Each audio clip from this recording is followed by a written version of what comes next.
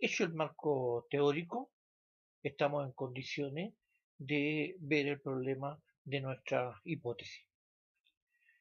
Una hipótesis se desprende siempre de un determinado modelo de investigación cualitativo, cuantitativo, histórico, y de algunas condiciones teóricas o de un paradigma determinado.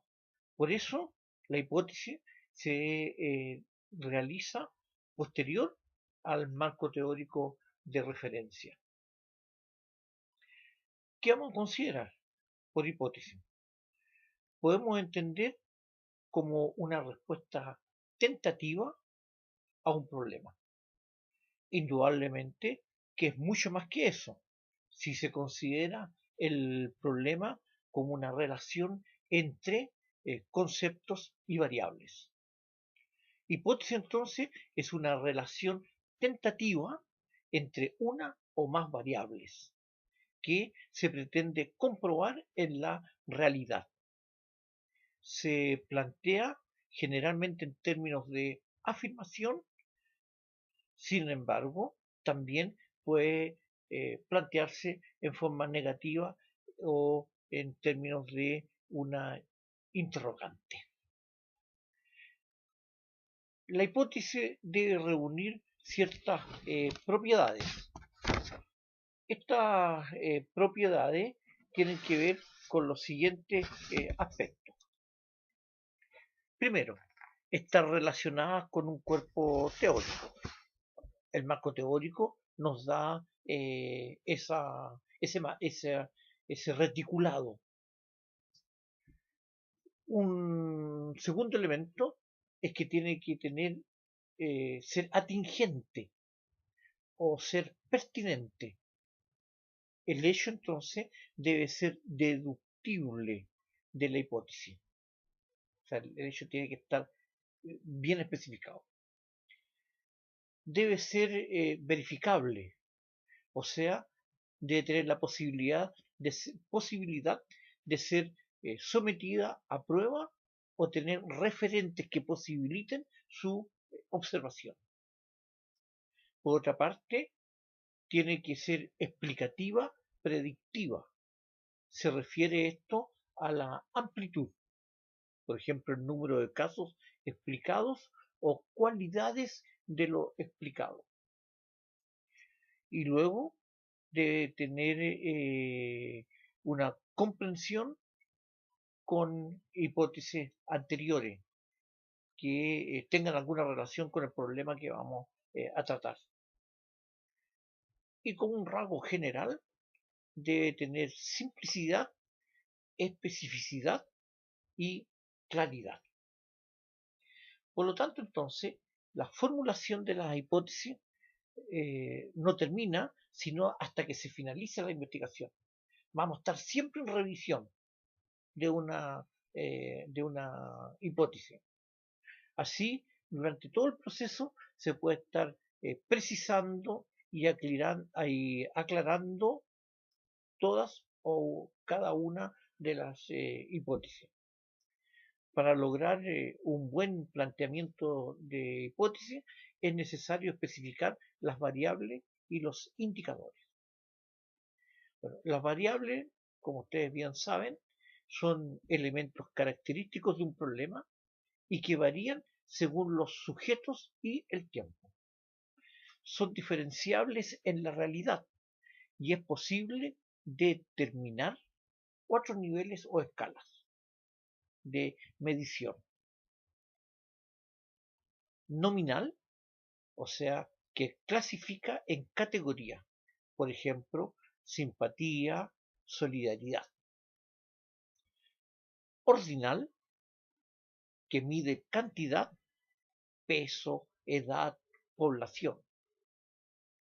Puede ser intervalar, o sea, de razón, es más propio de las ciencias formales. Y entonces en las ciencias sociales prácticamente no se da esta última condición. En el caso de los estudios cualitativos, predomina el uso de las variables nominales, ya que no se mide ni se cuantifica el objeto, sino que se buscan los nexos internos que lo determinan. Los indicadores se desprenden de las variables y es a través de los cuales va a ser captada la variable en la realidad. Por ejemplo, a la variable ingreso se le puede determinar como indicador el sueldo líquido. O sea, es mediante este instrumento el que nos va a permitir determinar cuál es el ingreso que tiene un individuo o un grupo familiar. En los estudios cualitativos, por ser la variable nominal, no tiene la precisión que las utilizadas en los estudios cuantitativos. Y todo depende de la precisión y claridad conceptual que el investigador haga. Por ejemplo, la variable vivencias personales, algo muy propio de la subjetividad en las ciencias sociales. Entonces, a vivencias personales se le se puede captar en la realidad mediante indicadores como alcoholismo, solidaridad, trabajo. Cuando una variable es dominante y su variación no depende de otra, se denomina variable independiente.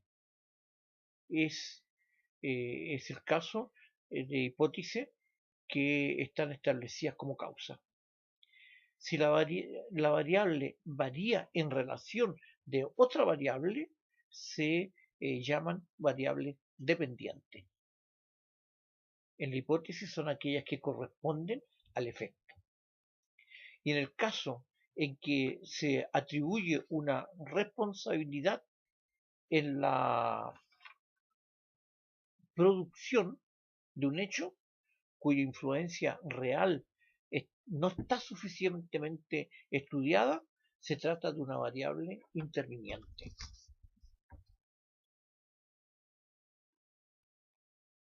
Realizada entonces la hipótesis, determinamos el aspecto metodológico. Este debe responder básicamente a la pregunta: ¿cómo voy a hacer el estudio del problema planteado?